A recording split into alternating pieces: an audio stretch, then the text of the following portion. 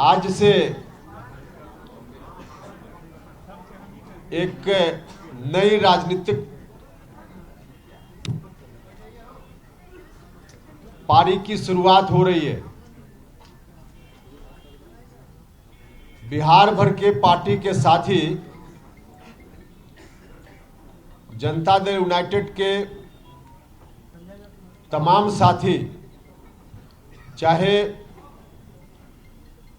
बड़े नेता हों या साधारण पंचायत स्तर का कार्यकर्ता, दो चार अपवादों को छोड़कर सारे लोग अपनी चिंता व्यक्त कर रहे थे। उनके मन में जो परेशानी थी उसको बता रहे थे, कभी टेलीफोन से, कभी मिलकर, कभी गांव में हम जाते थे। तब आम जनता के बीच भी इस दौरान जब जब जाने का मौका मिला, एक क्रॉस कास्ट लाइन सब लोगों ने एक विशेष चिंता से मुझको लगातार अवगत कराया। और तभी अपने साथ के नेताओं से, साथियों से मैंने परामर्श किया कि आखिर इतनी बेचैनी है पार्टी के साथियों के मन में, आम जनता के मन में, तो ऐसी परिस्थिति में हम लोगों को क्या करना चाहिए। तो उसी के उपरांत यह तय हुआ कि वैसे पार्टी के साथियों को, चुने हुए साथियों को पटना बुलाया जाए और उनसे विमर्श किया जाए कि क्या करना है। 2 दिन तक उनसे विमर्श हुआ। कल दिन भर बैठक चली, आज भी आधा दिन, और सब लोगों ने विमर्श के उपरांत कुछ निर्णय लिया, जिस निर्णय से अभी आपको हम अवगत कराएंगे। नया निर्णय लेने की परिस्थिति क्यों पैदा हुई। लगभग 2 साल पहले हम जनता दल यूनाइटेड में आए, तब एक विशेष परिस्थिति राज्य के सामने थी।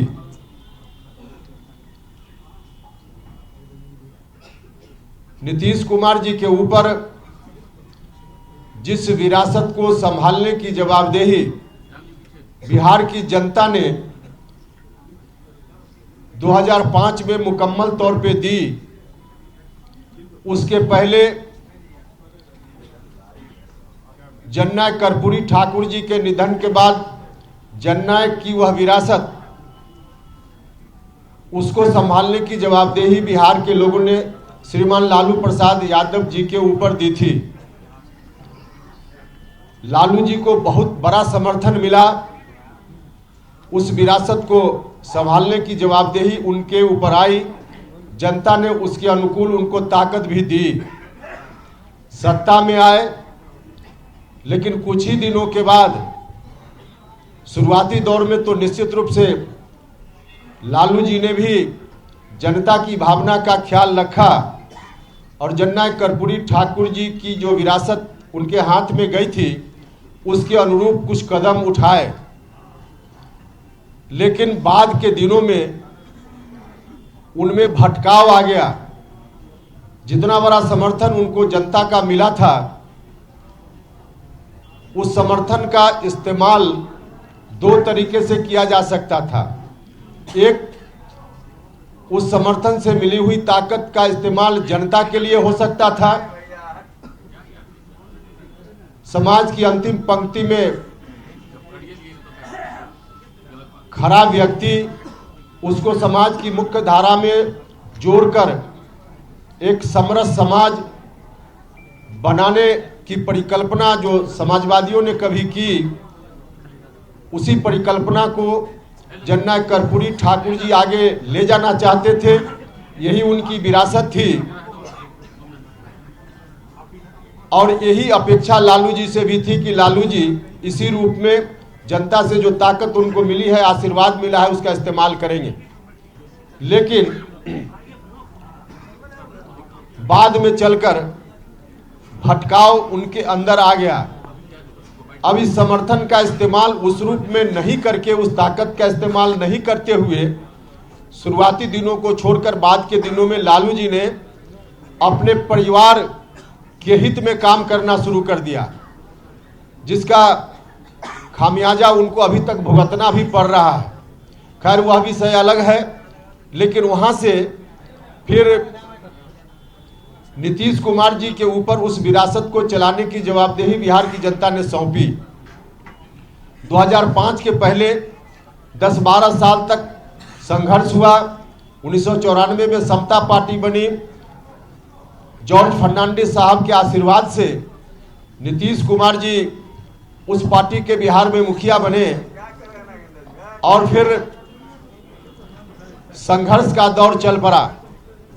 उस वक्त जो बिहार चल रहा था, जल रहा था बिहार, झुलस रहा था बिहार, जनता तंग थी, तबाह थी, परेशान थी। उस स्थिति से बिहार को बाहर लाने के लिए 10-12 वर्षों तक संघर्ष चला नीतीश जी के नेतृत्व में, और तब बिहार के लोगों ने नीतीश जी को आशीर्वाद दिया, नीतीश जी को ताकत दी। हम सब लोग भी उनके साथ संघर्ष के दौर में रहे। अब 2005 के बाद जननायक कर्पूरी ठाकुर जी की वही विरासत नीतीश जी के जिम्मे आ गई। नीतीश जी ने उस विरासत को आगे बढ़ाने का काम अपने शासन काल के दौरान बहुत ही अच्छे तरीके से किया। इस बात के लिए मैं नीतीश कुमार जी का हृदय से धन्यवाद भी करता हूं। बिहार को उस खौफनाक मंजर से बाहर लगाने में उन्होंने पूरी ताकत लगा दी। बिहार बाहर आया, हर तरह से लोगों के बीच अमन चैन शांति कायम हुई, बिहार डेवलपमेंट की ओर बढ़ चला। तो बहुत ही अच्छा काम मुख्यमंत्री जी ने किया। लेकिन जो कहा जाता है कि अंत भला तो सब भला, और अंत में अगर भला नहीं तो कुछ नहीं भला, तो बहुत ही अच्छा नीतीश कुमार जी ने किया। लेकिन बाद में अंत में आकर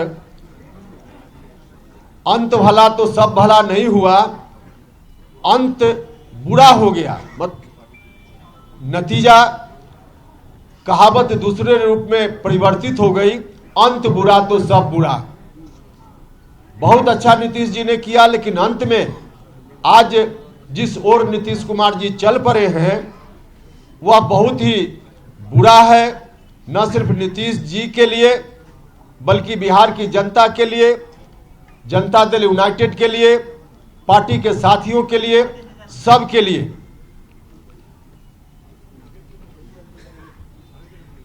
2020 में विधानसभा का जो चुनाव हुआ था, उस वक्त हम उनके साथ फिर से चुनाव के बाद उनके साथ आ गए, क्योंकि उस वक्त बिहार की जनता का जो आदेश मिला था नीतीश कुमार जी को और मुझको, उस आदेश को देखते हुए मुझको लगा कि हम लोग आपस में बटे रहेंगे तो फिर से बिहार में पुरानी स्थिति लौट सकती है। विरासत जननायक कर्पूरी ठाकुर जी की, जिसको बढ़ाने का दायित्व नीतीश जी के ऊपर है, वह विरासत फिर से रसातल में जा सकती है। तो नीतीश जी ने मुझको आवाज दी और नीतीश कुमार जी के साथ हम खड़े हो गए। पूरा जो कुछ भी उस वक्त मेरे हाथ में राजनीति की दृष्टि से था, सबको न्यौछावर करके नीतीश कुमार जी के साथ हम हो गए। कहने वाले तो यह भी कहते हैं कि इन्होंने अपनी पार्टी को जिंदा रखने का काम किया आरएलएसपी को, लेकिन सरासर ऐसे लोग झूठ बोलते हैं, गलत बोलते हैं। उपेंद्र कुशवाहा के मन में कुछ भी नहीं था। उपेंद्र कुशवाहा ने अपना सर्वस्व राजनीति में जो कुछ भी था सब न्यौछावर करके उनके साथ आना स्वीकार किया था, और वह भी तब जब उन्होंने कहा था कि मेरे साथ आइए, और मुझको भी लगा था कि परिस्थिति वैसी है, तो उनके साथ चले गए। सब कुछ चल रहा था अपनी जगह, लेकिन बाद में चलकर जो गठबंधन पहले चल रहा था बीजेपी के साथ, उस गठबंधन से हटकर नया गठबंधन बनाने की बात होने लगी। उसको भी हमने स्वीकार किया कि चलिए पार्टी की मजबूरी है तो इस गठबंधन को भी स्वीकार करना चाहिए।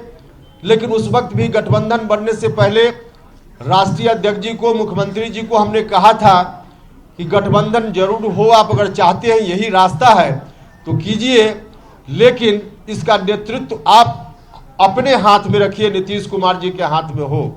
क्योंकि हम जानते थे कि अगर नीतीश कुमार जी के हाथ से नेतृत्व निकल गया तो जननायक कर्पूरी ठाकुर जी की विरासत फिर से ध्वस्त होने लगेगी। तो मुझसे कहा गया कि हाँ ठीक ऐसा ही होगा। लेकिन गठबंधन बनने के थोड़े ही दिन के बाद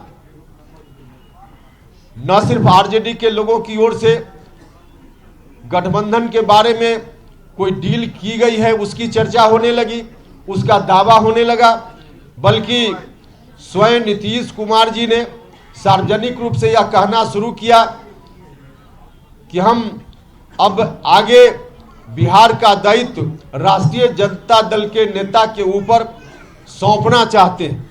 उन्होंने घोषणा कर दी, हर तरह से बिहार का अगला मुख्यमंत्री कौन, तो सीधे उन्होंने राष्ट्रीय जनता दल के किसी एक व्यक्ति का नाम लिया। जब ऐसी स्थिति आई तभी से लोगों के मन में चिंता की शुरुआत हुई, जिसकी चर्चा हमने की कि पार्टी के साथी, आम जनता, सब लोगों के मन में यह चिंता आ गई कि आखिर आगे क्या होगा बिहार का।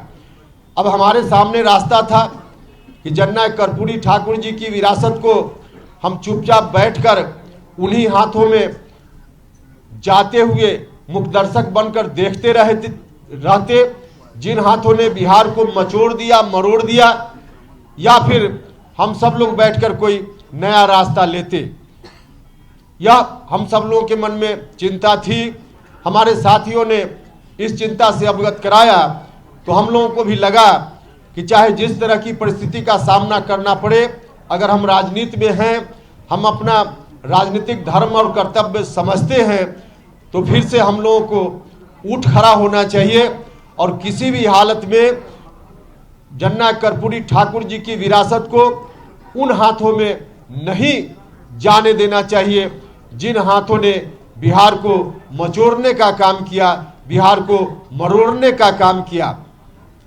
तो इसीलिए जब बात होने लगी कि वहीं पर फिर से चली जाएगी सारी चीजें, तब मामला पार्टी के अंदर शुरू हुआ।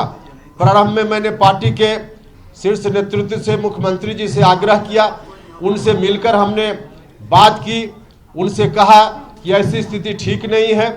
उदाहरण के रूप में हमने बताया कि महागठबंधन निर्माण के बाद जो उपचुनाव हुए बिहार में विधानसभा के, उन उपचुनावों का परिणाम बताता है कि हमारा जन आधार हमसे खिसकता जा रहा है, पार्टी धीरे धीरे बर्बादी की ओर चलते जा रही है। हमने कहा मुख्यमंत्री जी से, व्यक्तिगत रूप से भी मिलकर कहा, बाद में कहा गया कि मिलकर कहना चाहिए। मिलकर जितनी बात हमको कहनी चाहिए थी हमने तो पहले ही एक बार नहीं अनेक बार कही। व्यक्तिगत रूप से भी पार्टी के मंच पर भी हमने उठाया, विधायक दल की मीटिंग में भी हमने यह बात कही, पार्टी की बैठक में यह बात कही। तो हर तरफ से, हर तरह से इस बात को कहने के बाद मुझको लगा कि आखिर हो क्या रहा है, क्यों ऐसा हो रहा है। पार्टी बर्बाद होते जा रही, लगातार जनाधार खिसकता जा रहा है। और उस वक्त जब हमने इस तरह के सवाल को उठाना शुरू किया तो मुख्यमंत्री जी ने कहा कि जहां जाना हो उपेंद्र कुशवाहा चला जाए। हमने उस दिन कहा था कि उपेंद्र कुशवाहा ऐसे नहीं जाएगा, हिस्सा लेकर जाएगा, आप लोगों को याद होगा। लेकिन तब हम हिस्सा की बात करते थे। अब तो इस निष्कर्ष पर हम लोग पहुंचे हैं कि हिस्सा किस बात का मुख्यमंत्री जी से हम मांगे। अब मुख्यमंत्री जी के पास है क्या कि हम उसका हिस्सा मांगे। मुख्यमंत्री जी ने सारी चीज अब गिरवी रख देने का काम किया है।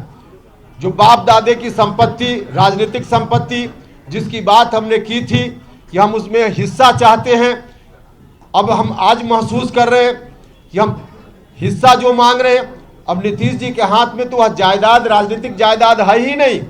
नीतीश जी ने गिरवी रख देने का काम किया, बंधक रख देने का काम किया, और बंधक उन हाथों में रखने का काम किया जिन हाथों ने किस तरह से बिहार को बर्बाद करने का काम किया। तो वहां बंधक ही जब पूरी जायदाद नीतीश जी ने रख दी तो हम हिस्सा कहां मांगे। नीतीश जी के हाथ में अब शून्य है, जीरो है। अब जब बड़ा भाई के हाथ में जीरो है तो छोटा भाई कौन सा हिस्सा उनसे लेगा। अब हिस्सा मांगने की बात उनसे नहीं कर रहे, क्योंकि हिस्सा तब हम मांगते जब उनके हाथ में होता। आज कुछ है ही नहीं। अब जब कुछ है नहीं तो उस परिस्थिति में हम यह भी सोचते हैं कि आखिर ऐसी स्थिति आई क्यों कि नीतीश कुमार जी ने पूरे तौर पे इस विरासत को कहीं गिरवी रखने का काम किया। हम लोग प्रारंभ से देखते रहे हैं नीतीश कुमार जी को, समता पार्टी के दौर से, उससे पहले से भी हम नीतीश जी को देखते रहे हैं। नीतीश जी पहले कोई भी राजनीतिक निर्णय खुद लेते थे, लोगों से परामर्श जरूर करते थे, एक एक कार्यकर्ता से बात करते थे, नेताओं से बात करते थे और उसके उपरांत फिर निर्णय लेते थे। तो खुद से जब निर्णय लेते थे तो उनका निर्णय सही होता था। लेकिन आज की तारीख में नीतीश कुमार जी खुद कोई निर्णय ले ही नहीं रहे। और एग्जाम्पल के लिए हम आपको बताएं, आप लोग जानते भी हैं, महागठबंधन जब बना, गठबंधन में फिर से बदलाव हुआ तो क्यों बदल गए, क्यों महागठबंधन में आ गए। मुख्यमंत्री जी ने सार्वजनिक रूप से पब्लिक डोमेन में यह बात कही है कि पार्टी के राष्ट्रीय अध्यक्ष ललन सिंह जी और श्री विजेंद्र यादव जी ने महागठबंधन के साथ जुड़वा दिया, पार्टी को इधर से हटाकर वहां ला दिया। मतलब मुख्यमंत्री जी किसी के कहने पर वहां चले गए। तो इसलिए सीधा एग्जाम्पल है कि मुख्यमंत्री जी आप अपनी इच्छा से कुछ नहीं कर रहे।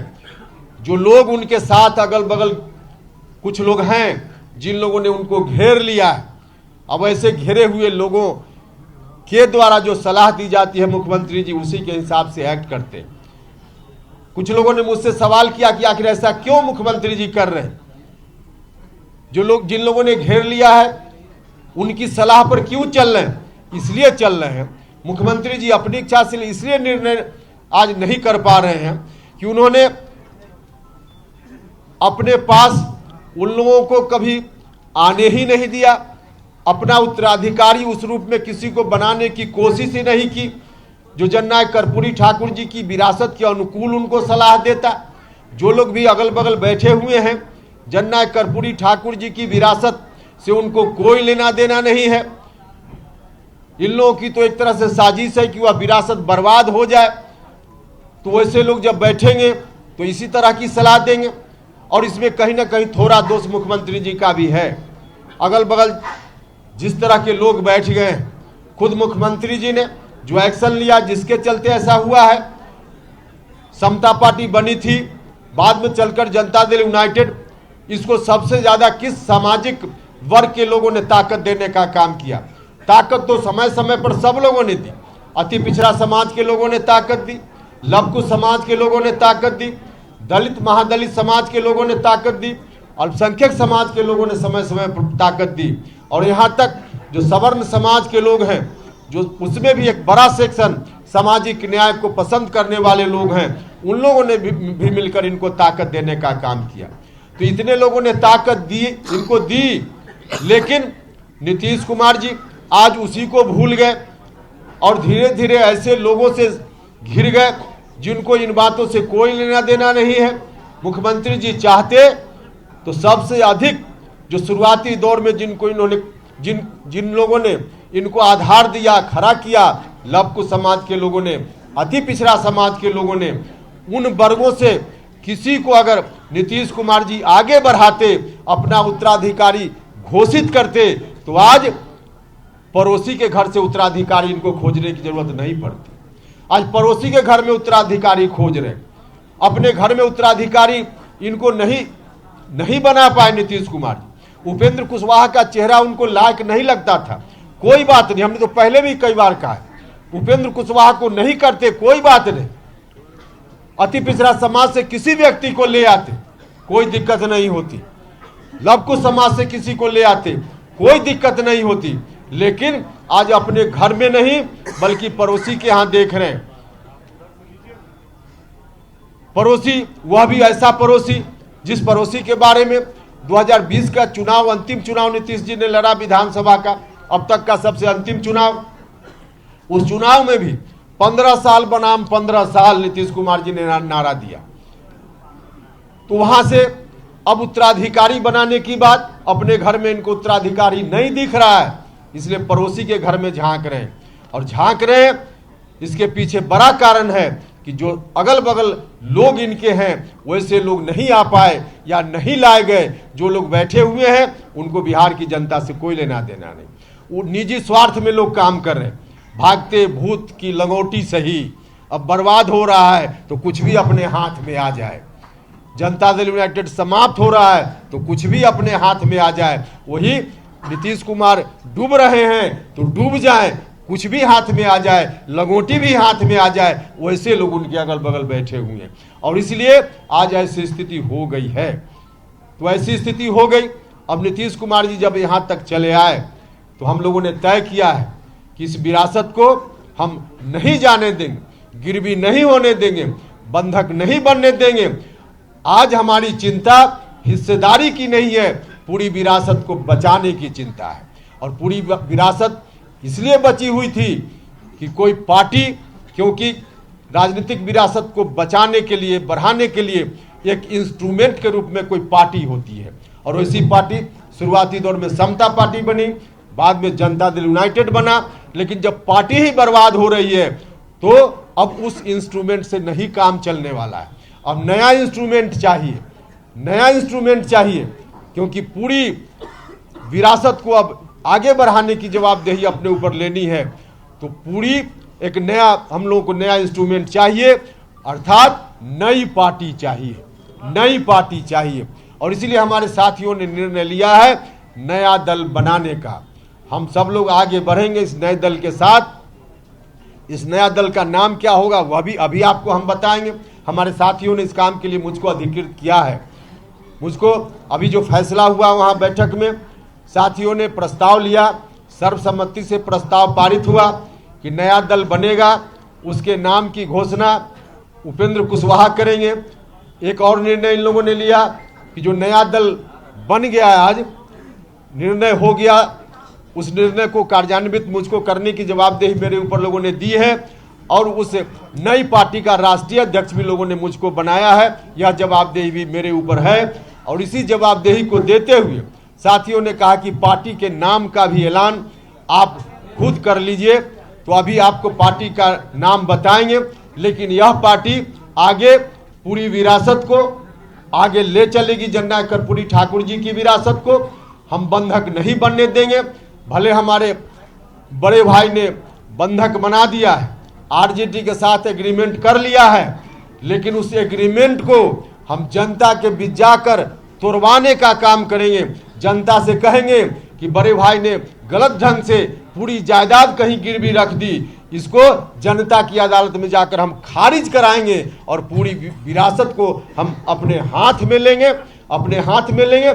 इसलिए आज हम हिस्सा की बात नहीं कर रहे हैं, हम तो मुकम्मल की बात कर रहे हैं, मुकम्मल की बात कर रहे हैं। और मुकम्मल हम अपने साथियों की मदद से, बिहार भर की जनता की मदद से आगे चलकर जरूर उसको हासिल करेंगे।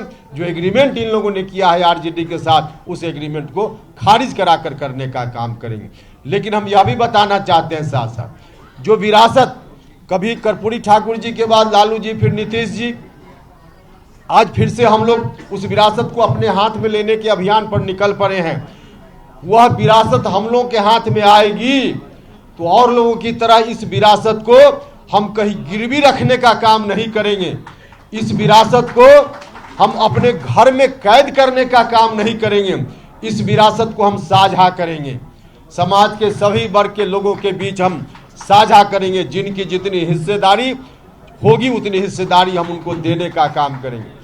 लव कुश समाज हो, अति पिछड़ा समाज हो, दलित महादलित समाज हो, अल्पसंख्यक समाज के लोग हो, या सवर्ण जात के भी जो सामाजिक न्याय पसंद लोग हैं, प्रगतिशील लोग हैं, उनको भी जितना हिस्सा, उनका भी जितना हिस्सा होगा, उनको भी इस विरासत में हिस्सा देने का काम करेंगे, हिस्सा उनका भी सुनिश्चित करने का काम करेंगे। तो इसी रूप में आगे हमारी पार्टी चलेगी। और पार्टी का क्या एजेंडा वगैरह होगा वह सब फिर बाद में बताएंगे। अभी आप जानना चाहिए कि पार्टी का नाम क्या होगा। हम थोड़ी चर्चा इस बात के लिए फिर से करेंगे कि जो लोग भी कह रहे थे कि आरएलएसपी को इन्होंने जिंदा रखा है, लोग झूठ बोल रहे थे, उपेंद्र कुशवाहा की छवि को बदनाम करने के लिए कर रहे थे, आरएलएसपी का मर्जर उसी वक्त हो गया और बाजाबता हम लोगों ने उस वक्त बैठक करके प्रस्ताव लेकर के इलेक्शन कमीशन को सुपुर्द कर दिया। इसलिए आरएलएसपी नहीं है, हम तो सब छोड़ कर आए थे। हम नहीं जानते थे कि एक दिन ऐसा आवेगा कि इस विरासत को संभालने के लिए फिर से हमको कमान संभालने की जवाबदेही हमारे साथी मेरे ऊपर देंगे। लेकिन वह दिन आ गया तो फिर से नई पार्टी बनाने का काम हमको करना है और नई पार्टी जो बनाने का निर्णय हमारे साथियों ने लिया है, जिसका राष्ट्रीय अध्यक्ष बनने की जवाबदेही भी मेरे ऊपर सौंपी है, उस पार्टी का नाम है राष्ट्रीय लोक जनता दल। राष्ट्रीय लोक जनता दल, राष्ट्रीय लोक जनता दल, राष्ट्रीय लोक जनता दल, यही नई पार्टी है। राष्ट्रीय लोक जनता दल, यह जनता दल की पूरी विरासत को समेटकर आगे बढ़ने वाली पार्टी होगी। इस दृष्टि से हम सब लोग काम करेंगे। बहुत बहुत धन्यवाद।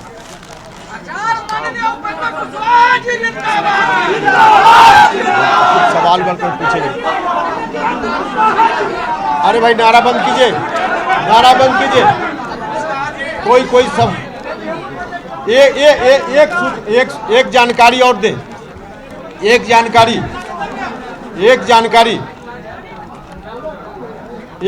जरा सुनिएगा। विधान परिषद की सदस्यता मुझको दी गई, विधान परिषद की सदस्यता मुझको दी गई। मैंने बीच में भी कहा कि पार्लियामेंट्री बोर्ड का अध्यक्ष मतलब झुनझुना थमाया गया और एमएलसी बना करके लोगों को लगता है कि लॉलीपॉप थमा दिया गया। उपेंद्र कुशवाहा अपनी जमीर बेचकर अमीर बनने का काम न कभी किया है न करेगा। हम जमीर बेचकर अमीर नहीं बन सकते हैं। अब पार्टी की प्राथमिक सदस्यता से इस्तीफा की घोषणा मैं करता हूं। साथ ही साथ विधान परिषद की सदस्यता अब प्रक्रिया है कि मिलकर विधानसभा के सभापति जी को त्याग पत्र देना पड़ता है। तो उनसे मैं समय मांगकर जल्दी ही, आज कल जब समय मिलेगा, जब मतलब हम आगे की बात नहीं कर रहे हैं, आज समय दे, कल समय दे, हम जाकर के उनको इस्तीफा विधान परिषद की सदस्यता से सौंप देंगे। तो यह मेरा निर्णय है और पूरी मजबूती के साथ आगे बढ़ेंगे। बहुत बहुत धन्यवाद।